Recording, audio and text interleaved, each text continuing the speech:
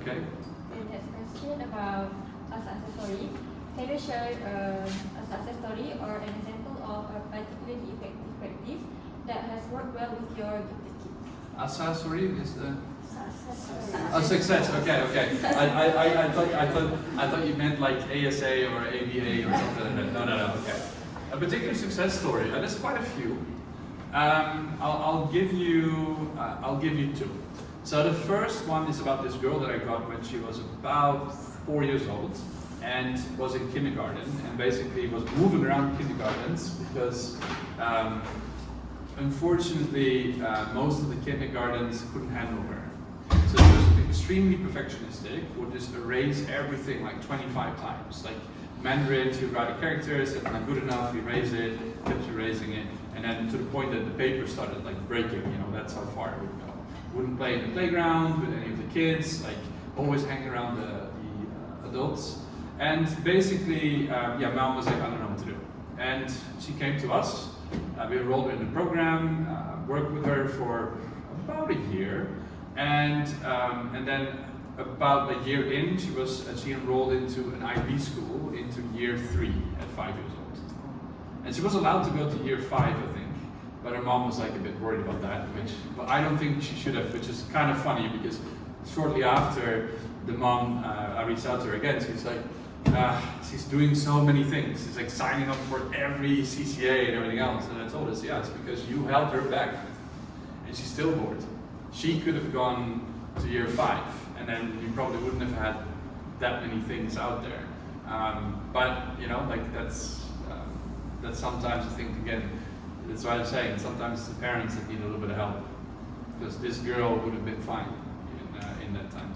So that's the one. And then another one that I had is I had a boy, when I started working with him about 2 years ago, he was a bit disillusioned, not entirely sure what he wanted to do. He was still a good student, he had like decent grades, but basically like was sort of going through the motions. So I started working with him, reading a lot about motivation, self-belief, a lot of coaching, like through his A-levels. He basically ended up with an Oxford offer and a Bangalore scholarship. So from like, I'm not sure what I want to do to that was a pretty big increase. It's all his hard work. So I'm not saying that it's just us, but I do think there's a lot of opportunities when it comes to these kind of kids, like even when they're A-star students, right? So this was an A-star student to begin with, and like gifted kids profiles go from failing completely out of school to like A-star students that are still underperforming, like because they can do more. Like an example of that is this other girl. She had 13 A-stars on her IDCZ exams in the end. So that's, I mean, she had 14 subjects, so it's like, so you had 1 A and 13 A-stars, which is insane. She was slated for that.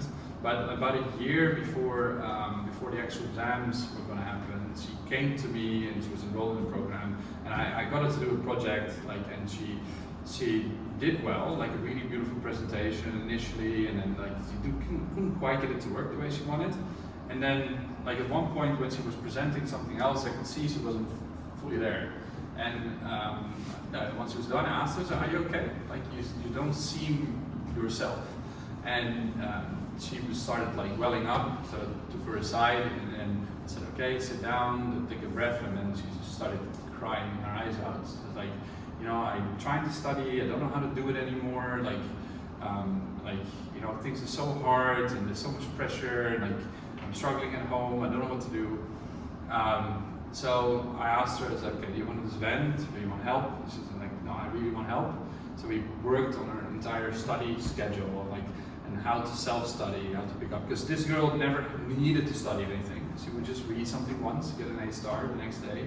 And so when the mocks were coming up, and she all of a sudden had to study everything, and she realized, oh man, I've never sat still for an hour, like I've never had any issues not understanding something, like I don't know what these notes mean, because everybody here in Malaysia seems to work from teacher's notes, they don't read the book, right? So I find that very interesting. So most of the time I teach my gifted kids, like, okay, this is the book, And then this is how you go through it. This is how you make your own notes. You don't have to rely on the teacher.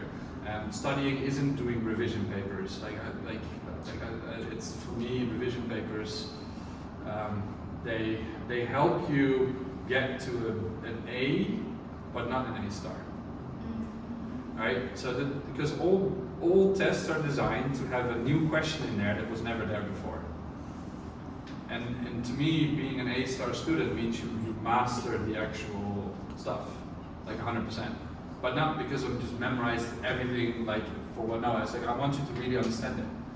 Like to be honest, anybody can get to that stage. Let's see if it's positive support for. But I mean, like if I asked you to do a year 1 exam right now, you would A star it too, right? Like if I would do simple arithmetics, would you A star that? Of course you would. So like to me, it's like the timing of it is always so silly. It's like once you get out of your O levels, then like the next year, all that stuff is like simple. Like if 2 years later you ask them the same exams, everybody could have A stars, right? So, but I mean, if you basically work on materials that is 2 years, 3 years advanced because you really understand it, the exams are just, they're just, you know, like easy roadkill on the highway where you're driving a big speedy car. I don't like exams. I think they're pointless.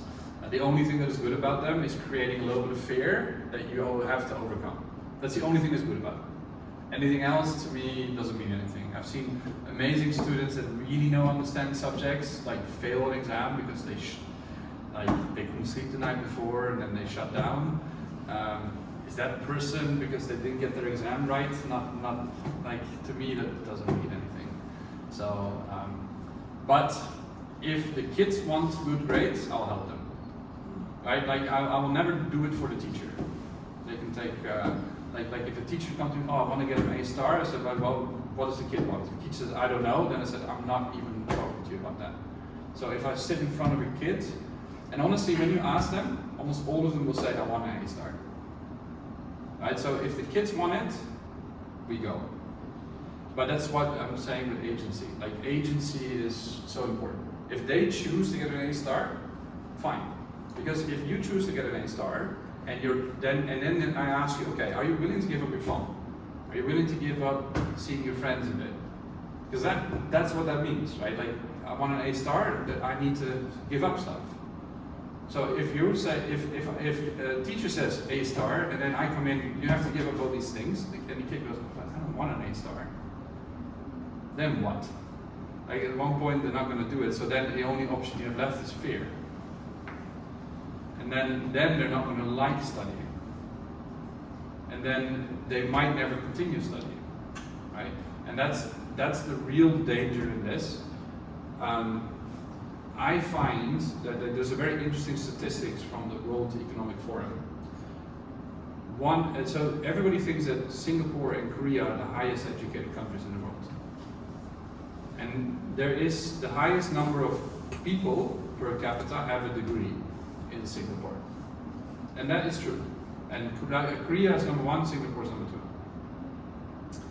Holland is further down the line, like 9 or 10 or something in that statistic.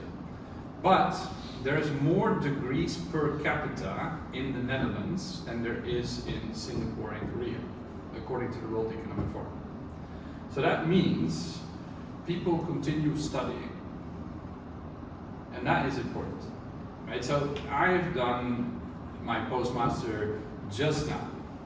I'm 42, like 3 years ago, right? So like at 39, I did another university level study, and I've done a master somewhere in between as well, right? So like there is like so I've been studying. My mom, who's 73, who started this original company in the Netherlands, still is doing courses and all kinds of extra like academic pursuits at 73 years old. So people keep studying. So, and if I ask the majority of people here that have gone like to really had difficult like engineering studies and like medical studies and whatnot, and you ask them, do you want to go study again? You see them physically go, I don't want to. Why? because they're scared of it. They didn't feel like, oh, this is great. And funny enough, most people that study medicine aren't there by choice. They've been indoctrinated to go there. And then it's like a weird statistic I read that 60% of most medical students don't end up working as a doctor. So it's a 600,000 study, ringgit study that people spend to just become insurance salesmen. Most of them do. So there's a lot of stuff there. So yeah, I went a little bit off topic there, but you can see like the success stories are there. Like it's not just about these, can you get into a good school or anything else, but are they continuing to study? And that's the measure that I'm really looking for. So can I really say I have success stories? I don't know yet, because some of the kids who started working, they still need to get their second degree or the third degree. So I'll be able to tell you in 10 years if we have real success. Yeah. Okay? My name